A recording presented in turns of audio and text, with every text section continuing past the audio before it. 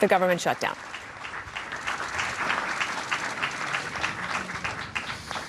Thank you very much, my fellow Americans. I am very proud to announce today that we have reached a deal to end the shutdown and reopen the federal government.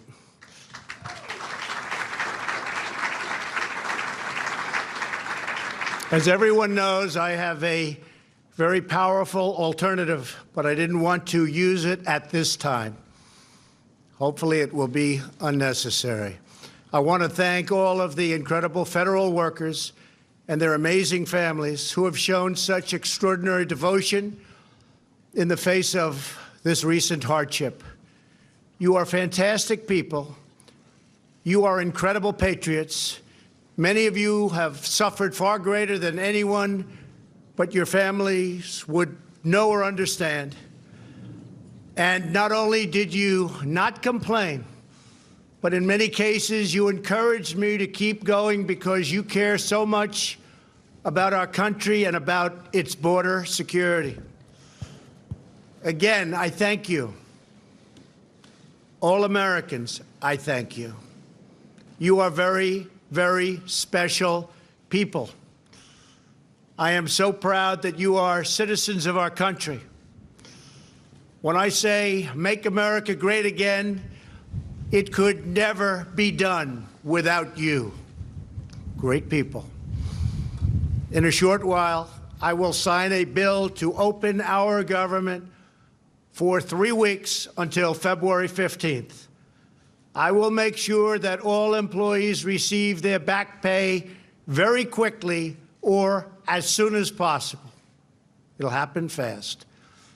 I am asking Senate Majority Leader Mitch McConnell to put this proposal on the floor immediately.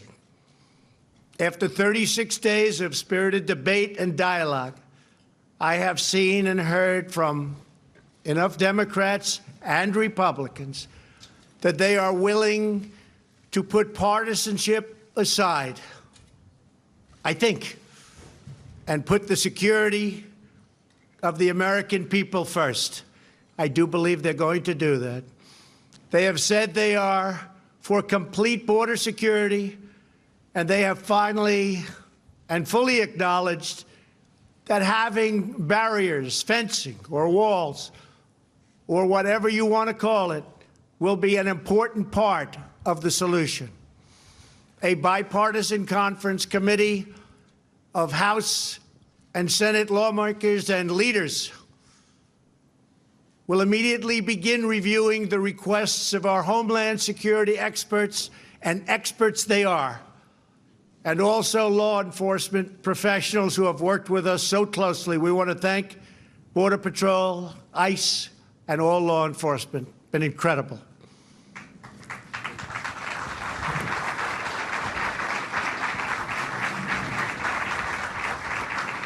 Based on operational guidance from the experts in the field, they will put together a Homeland Security package for me to shortly sign into law. Over the next 21 days, I expect that both Democrats and Republicans will operate in good faith. This is an opportunity for all parties to work together for the benefit of our whole beautiful, wonderful nation. If we make a fair deal, the American people will be proud of their government for proving that we can put country before party. We can show all Americans and people all around the world that both political parties are united when it comes to protecting our country and protecting our people. Many disagree. But I really feel that working with Democrats and Republicans, we can make a truly great and secure deal happen for everyone. Walls should not be controversial. Our country has built 654 miles of barrier over the last 15 years, and every career Border Patrol agent I have spoken with has told me that walls work. They do work. No matter where you go, they work. Israel built a wall, 99.9% successful. Won't be any different for us. They keep criminals out. They save good people from attempting a very dangerous journey from other countries, thousands of miles, because they think they have a glimmer of hope of coming through. With a wall, they don't have that hope.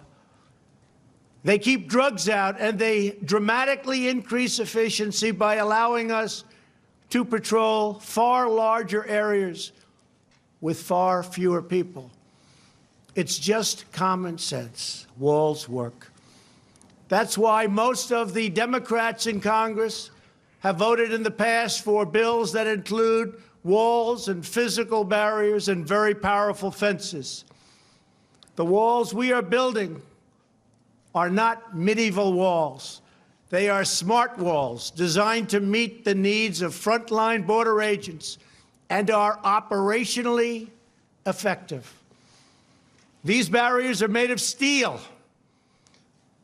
have see-through visibility, which is very important, and are equipped with sensors, monitors, and cutting-edge technology, including state-of-the-art drones. We do not need 2,000 miles of concrete wall from sea to shiny sea. We never did. We never proposed that. We never wanted that, because we have barriers at the border where natural structures are as good as anything that we can build. They're already there. They've been there for millions of years. Our proposed structures will be in predetermined high-risk locations that have been specifically identified by the Border Patrol to stop illicit flows of people and drugs. No border security plan can ever work without a physical barrier. Just doesn't happen. At the same time, we need to increase drug detection technology and manpower to modernize our ports of entry, which are obsolete. The equipment's obsolete. They're old. They're tired. This is something we have all come to agree on and will allow for quicker and safer commerce. These critical investments will improve and facilitate legal trade and travel through our lawful ports of entry. Our plan also includes desperately needed humanitarian assistance for those being exploited and abused by coyotes, smugglers, and the dangerous journey north. The requests we have put before Congress are vital to ending the humanitarian and security crisis on our southern border. Absolutely vital. Will not work without it. This crisis threatens the safety of our country and thousands of American lives. Criminal cartels, narco-terrorists, transnational gangs like MS-13, and human traffickers are brazenly violating U.S. laws and terrorizing innocent communities. Human traffickers. The victims are women and children, maybe to a lesser extent, believe it or not, children.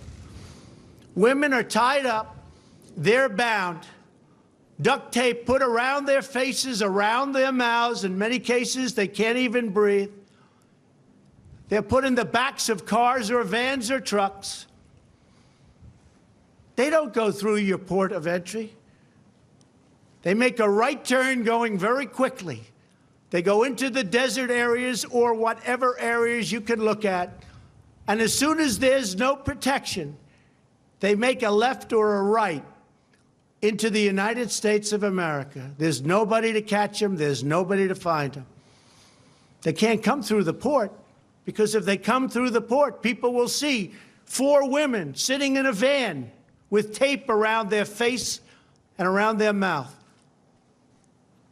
Can't have that. And that problem, because of the internet, is the biggest problem. It's never been like this before that you can imagine. It's at the worst level, human trafficking, in the history of the world. This is not a United States problem. This is a world problem.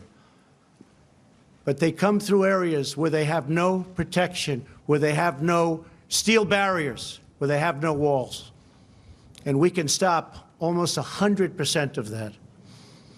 The profits reaped by these murderous organizations are used to fund their malign and destabilizing conduct throughout this hemisphere. Last year alone, ICE officers removed 10,000 known or suspected gang members like MS-13 and members as bad as them. Horrible people, tough, mean, sadistic.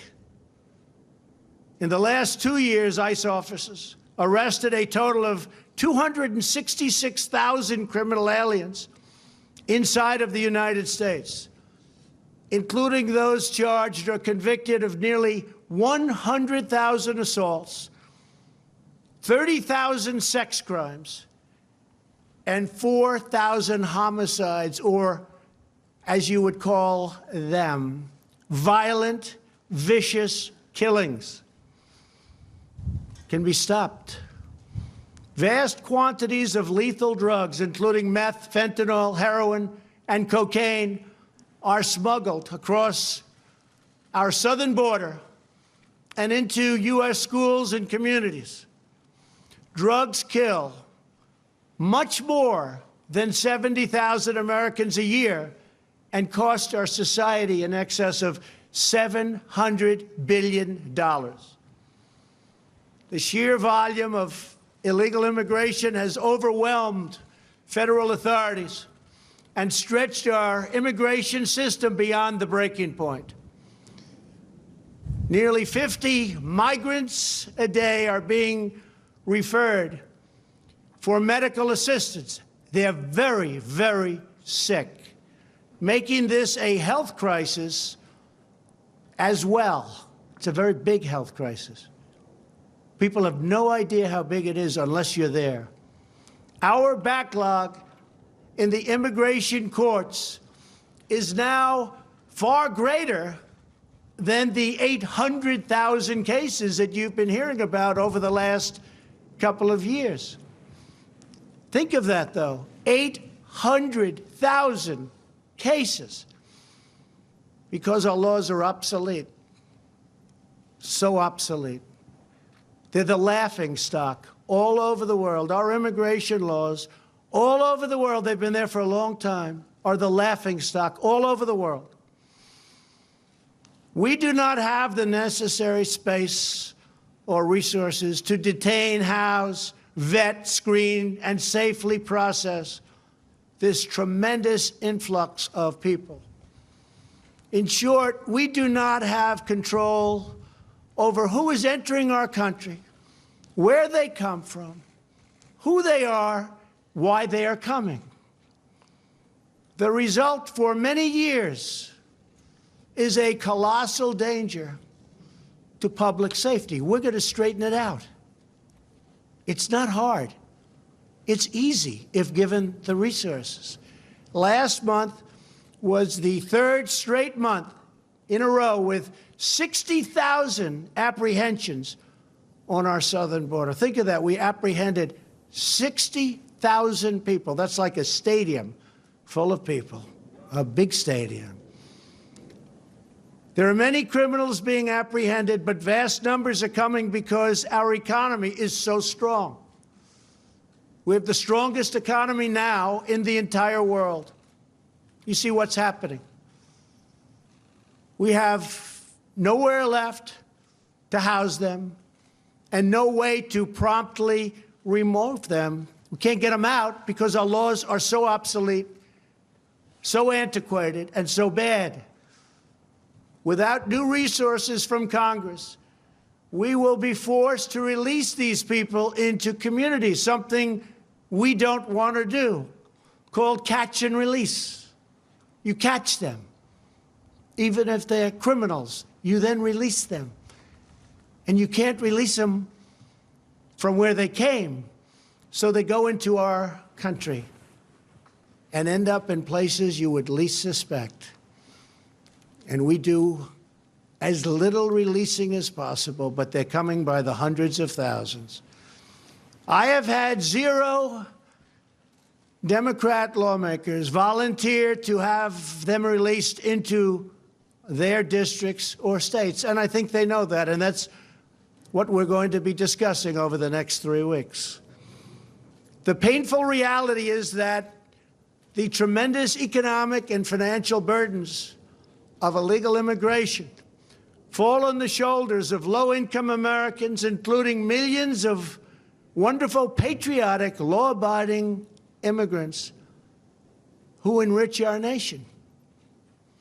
As Commander-in-Chief, my highest priority is the defense of our great country.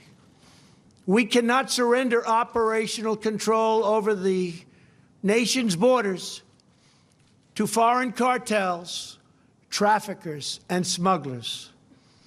We want future Americans to come to our country legally and through a system based on merit. We need people to come to our country. We have great companies moving back into the United States. And we have the lowest employment and the best employment numbers that we've ever had. There are more people working today in the United States than have ever worked in our country. We need people to come in to help us, the farms, and with all of these great companies that are moving back. Finally, they're moving back. People said it couldn't happen. It's happening. And we want them to enjoy the blessings of safety and liberty and the rule of law. We cannot protect and deliver these blessings without a strong and secure border. I believe that crime in this country can go down by a massive percentage if we have great security on our southern border. I believe drugs, large percentages of which come through the southern border, will be cut by a number that nobody will believe. So let me be very clear.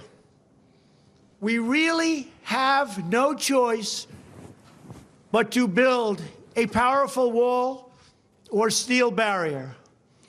If we don't get a fair deal from Congress, the government will either shut down on February 15th again, or I will use the powers afforded to me under the laws and the Constitution of the United States to address this emergency. We will have great security. And I want to thank you all very much. Thank you very much.